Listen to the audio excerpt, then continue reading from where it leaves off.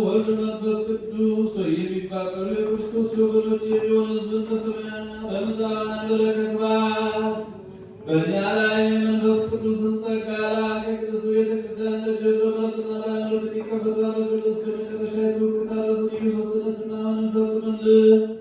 ጌታዬ ኢየሱስ ክርስቶስ ሆይ ታሞ ወገኖችን ጎብኝ። የሄዱትንና እንግዶች የሆኑትን አባቶቻቸውን ወንድሞቻችን መርተህ በሰላምና በጤና ወደ ቤታቸው መልሳቸው።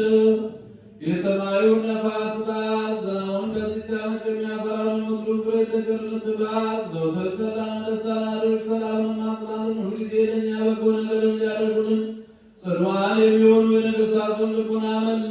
በቅድስት ቤተ ክርስቲያን ሁልጊዜ ለሚሰበሰቡ ለቤተ ክርስቲያን ሊቃውንት ፍቅርን ስጥ። ለሁሉም ለእያንዳንዱ በየስማቸው ኃያላን እንደሚሆኑ በነገሥታቱ ፊት ሰላምን አብዛላቸው። አምላካችን ሆይ በቀናች ሃይማኖት ሆነው ያንቀላፉትን ያረፉትን የአባቶቻችንና የወንድሞቻችን የክንፈ ገብርኤልን የገብረ መድኅንን የፍቅርተ ሥላሴን ነፍስ በአብርሃም በይስሐቅ ደጋጎቹ ባረፉበት ቦታ አሳርፍልን።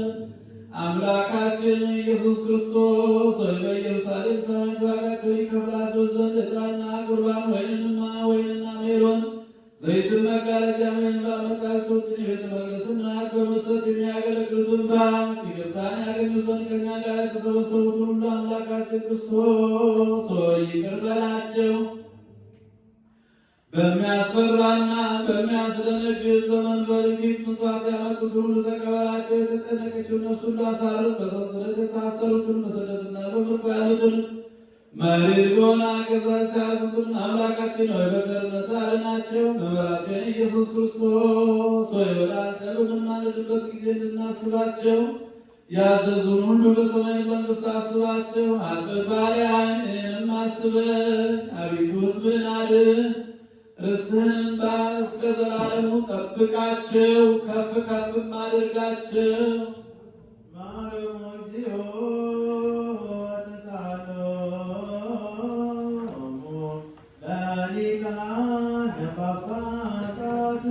ጳጳሳት